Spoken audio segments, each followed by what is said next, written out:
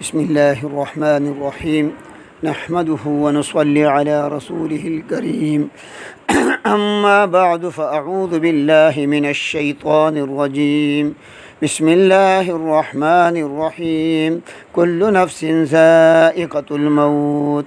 میرے محترم دوستوں اور بزرگوں، رسول اللہ صلی اللہ علیہ وسلم سے کسی نے پوچھا من اکیس الناس، یا رسول اللہ ہوشیار لوگ کون ہے؟ آپ صلی اللہ علیہ وسلم نے فرمایا اکثرہم ذکرا للموت و اکثرہم استعدادا للموت اولئک الاکیاس ذہبوا بشرافت الدنیا و کرامت الآخرہ۔ جو لوگ موت کو زیادہ کثرت سے یاد کرتے ہیں، موت کے لیے تیاری کرتے ہیں، وہی لوگ عقل مند ہیں۔ وہ دنیا کی عزتیں بھی لے گئے، آخرت کی عزتیں بھی کما گئے۔ لذتوں کو توڑنے والی چیز، آپ صلی اللہ علیہ وسلم نے ارشاد فرمایا اکثروا ذکر حازم اللذات، تم لذتوں کو توڑنے والی چیز کو کثرت سے یاد کیا کرو۔ صحابہ نے کہا یا رسول اللہ وما حازم اللذات، لذات کو توڑنے والی چیز کیا ہے؟ آپ صلی اللہ علیہ وسلم نے فرمایا الموت، موت ہے۔ یہ زندگی ہمیں پیغام دے رہا ہے۔ اللہ نے فرمایا والعصر ان الانسان لفی خسر، عصر کے وقت کی قسم کہ انسان خسارے میں ہے۔ عصر کا وقت ہمیں پیغام دے رہا ہے اے انسان، جس طرح آج کے دن کا سورج غروب ہو رہا ہے، ایک دن آپ کی زندگی کا سورج بھی غروب ہو جائے گا۔ صحابہ کرام کتنا فکر رکھا کرتے تھے۔ ابو بکر صدیق کے بارے میں آیا اتانی جبرائیل، جبرائیل علیہ السلام آئے، وہ اخذ بیدی، مجھے ہاتھ سے پکڑ لیا، وہ ارانی باب الجنہ، مجھے جنت کا دروازہ دکھلایا۔ تو ابو بکر صدیق نے کہا یا رسول اللہ وددت انی کنت معک، کاش میں آپ کے ساتھ ہوتا۔ اب سب نے فرمایا اے ابو بکر اول من يدخل الجنت من امتی، میرے امت میں سب سے پہلے جنت میں جانے والا تو ہی ہوگا۔ حضور علیہ السلام نے فرمایا مجھے کسی کے مال نے اتنا فائدہ نہیں دیا جتنا ابو بکر صدیق کے مال نے فائدہ دیا۔ ما نفعنی مال احد قط ما نفعنی مال ابو بکر، اور میں نے سب کا بدلہ عطا کیا ما خلا ابا بکر فإن له عندنا یدا یکافئہ اللہ یوم القیامہ، اس کا میرے اوپر احسان ہے، ایسا احسان کہ قیامت کے دن اللہ اس کا بدلہ عطا فرمائیں گے۔ لیکن فکر تھا، فرمایا کرتے تھے کل امرئ مصبح فی اہلہ والموت ادنی من شراک نعلہ، ہر آدمی صبح اپنے اہل و عیال میں کرتا ہے، خوشی مناتا ہے، لیکن موت اس کے جوتے کے تسمے سے زیادہ اس کے قریب ہوتا ہے۔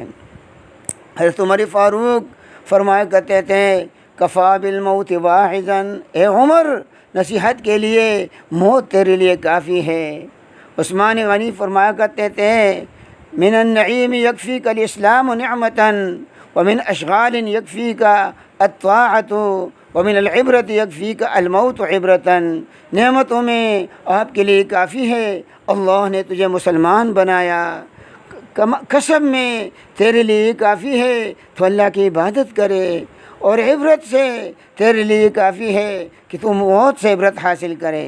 علی المرتضیٰ فرمایا کرتے تھے الموت یأتی بغتۃ والقبر صندوق العمل، موت اچانک آئے گی اور قبر جو ہے عمل کا صندوق ہے۔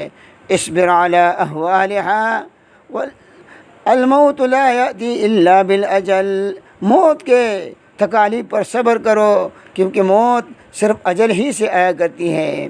اور فرمایا کرتے تھے آہن آہن من قلت الزاد و بعد السفر و وحشت الطریق، ہائے افسوس ہائے افسوس، توشہ میرے پاس کم ہے اور سفر دور کا ہے اور راستہ جو ہے وہ وحشتناک ہے۔ تو کیا یہ سفر صرف ان کے سامنے تھا؟ اور فرمایا ہے تو عثمان علی نے ارتحلت الدنیا مدبرہ والآخرۃ مقبلہ، دنیا نے منہ پھیر لیا، وہ ہم سے چھوٹ رہی ہے اور آخرت ہمارے سامنے آ رہی ہے۔ وَلِكُلِّ وَاحِدٍ مِّنْهُمَا بَنُونَ، ہر ایک کے بیٹے ہیں فکونوا من ابناء الآخرہ ولا تکونوا من ابناء الدنیا، تم آخرت کے بیٹے بنو، دنیا کے بیٹے نہ بنو۔ فإن اليوم عمل ولا حساب وغدا حساب ولا عمل، آج جو ہے عمل ہے، حساب نہیں ہے، کل حساب ہوگا، عمل نہیں ہوگا۔ تاریخ کیا ہے؟ اس کے لیے چراغ کی ضرورت ہے۔ فرمایا الظلمات خمس والسرج لها خمس، اندھیرے 5 ہے اور اس کے لیے روشنی 5 ہے۔ حب الدنیا ظلمت والسراج لها التقوی، دنیا کی محبت ایک اندھیرا ہے، تقوی اس کا چراغ ہے۔ والاسم ظلمت والسراج لها التوبہ، گناہ ایک ظلمت ہے، اندھیرا ہے، اور اس کا چراغ جو ہے وہ توبہ ہے۔ والقبر ظلمت والسراج لها لا الہ الا اللہ محمد الرسول اللہ، قبر اندھیرا ہے اور اس کا روشنی جو ہے لا الہ الا اللہ محمد الرسول اللہ ہے۔ والآخرت ظلمت والسراج لها العمل الصالح، آخرت اندھیرا ہے اور اس کا چراغ جو ہے نیک عمل ہے۔ والصراط ظلمت والسراج لها الیقین، اور پوری صراط اندھیرا ہے اور اس کا چراغ یقین ہے۔ دنیا کی بے ثباتی کو دیکھو، فرمایا وعادا وثمود واصحاب الرس وقرونا بین ذلک کثیرا، قوم عاد کو دیکھو، قوم سمود کو دیکھو، بہت سے لوگ چلے گئے۔ کلا ضربنا له الامثال وکلا تبرنا تدبیرا، سب کے لیے ہم نے ایک مثال قائم کر لیا اور سب کو ہم نے ہلاک کر لیا۔ هل تحس منهم من احد، کیا تم میں ان میں سے کوئی ایک نظر آ رہا ہے؟ او تسمع لهم رکزا، یا ان کی پاؤں کی آہٹ تم سن رہے ہو؟ وما جعلنا لبشر من قبلک الخلد، تجھ سے پہلے کوئی ایسا نبی نہیں آیا جو ہمیشہ رہا ہو، آپ کو بھی دنیا سے جانا ہے۔ الموت قدح کل نفس شاربها، موت ایک پیالہ ہے، ہر آدمی اس کو پیے گا۔ والقبر باب کل نفس داخلها، قبر ایک دروازہ ہے، ہر آدمی اس میں داخل ہوگا۔ ہارون رشید کا ایک بیٹا تھا، زاہدانہ زندگی گزار رہا تھا، وفات کے وقت چند اشعار پڑھے، فرمایا یا صاحبی لا تغترر بالتنعم، اے میرے دوست دنیا کی نعمتوں سے دھوکہ مت کھاؤ۔ العمر ينفد والنعیم یزول، عمر ختم ہونے والا ہے اور نعمتیں ختم ہونے والی ہے۔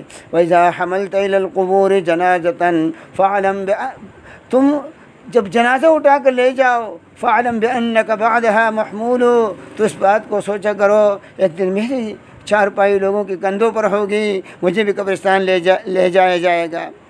تو میرے محترم دوستوں اور بزرگوں، یہ حالات ہم اور ہم پر آنے والے ہیں، جوانی کی قدر کرنی چاہیے۔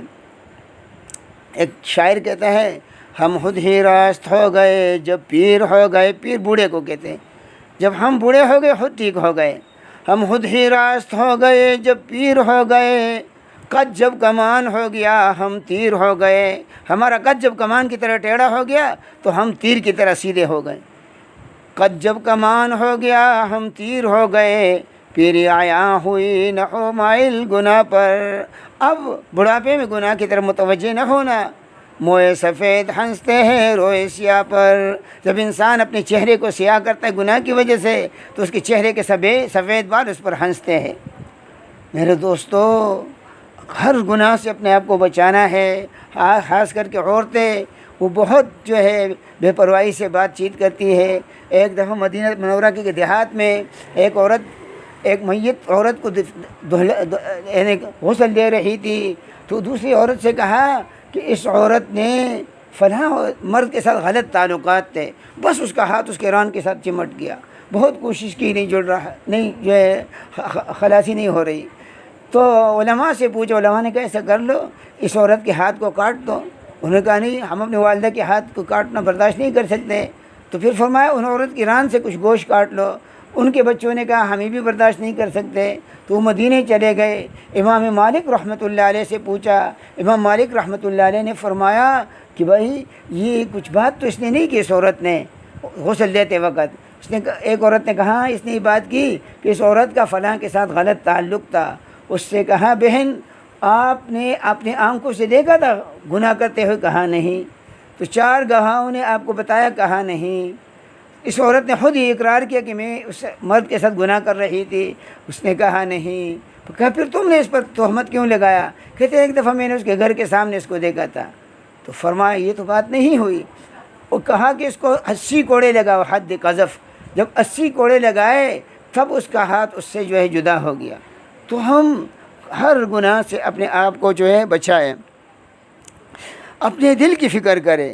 یوم لا ينفع مال ولا بنون، قیامت کا ایسا دن ہے نہ مال کسی کو فائدہ دے گا نہ اولاد فائدہ دے گا. یوم یفر المرء من اخیہ وامہ وابیہ وصاحبتہ وبنیہ. آج اگر کسی پر تکلیف آتی ہے تو چاہتا ہے کہ میرا بیٹا آ جائے، میری بیوی میرے پاس آ جائے. وہاں بیوی سے بھاگے گا، بیٹے سے بھاگے گا، والدین سے بھاگے گا. منہ دیکھ لیا آئینے میں پھر داغ نہ دیکھے سینے میں، دل ایسا لگایا جینے میں مرنے کو مسلمان بھول گئے. جس دور پہ ناز آتی دنیا ہم اپنے وہ زمانہ بھول گئے. غیروں کی کہانی یاد رہی ہم اپنا فسانہ بھول گئے. تکبیر تو اب بھی ہوتی ہے مسجد کی فضا میں اے انور، جس ضرب سے دل ہل جاتے تھے وہ ضرب لگانا بھول گئے. پہلے زمانے میں نوجوان رات کے آخری حصے میں لا الہ الا اللہ کی ضربیں لگایا کرتے تھے. جب لا کہا تو لا ہوا، اولا بھی اس میں لا ہوا، جز لا ہوا کل لا ہوا، پھر کیا ہوا اللہ ہوا.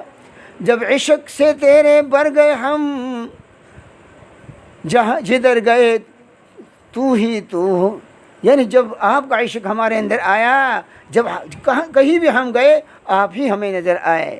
اور انسان کا دل کتنا بڑا قیمتی ہے. اللہ فرماتے ہیں حدیث قدسی میں لا یسعنی ارضی ولا سمائی ولکن یسعنی قلب عبد مؤمن. زمین کے اندر اتنی گنجائش نہیں ہے کہ مجھے اپنے اندر سما سکے، نہ آسمان کے اندر، لیکن مسلمان کے دل کے اندر اتنی گنجائش ہے.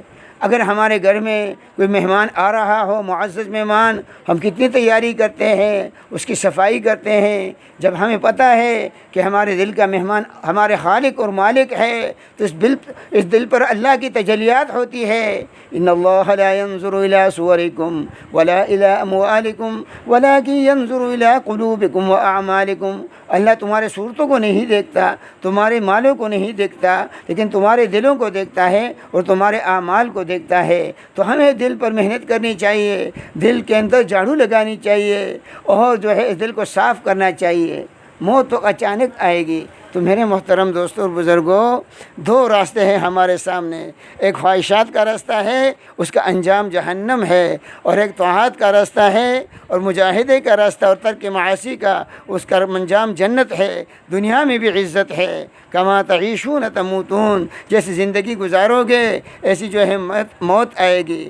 ہمارے جو یہ زندگی کی جو سانسیں ہیں یہ جواہرات سے زیادہ قیمتی ہے. اس سانسوں کی ہمیں قدر کرنی چاہیے.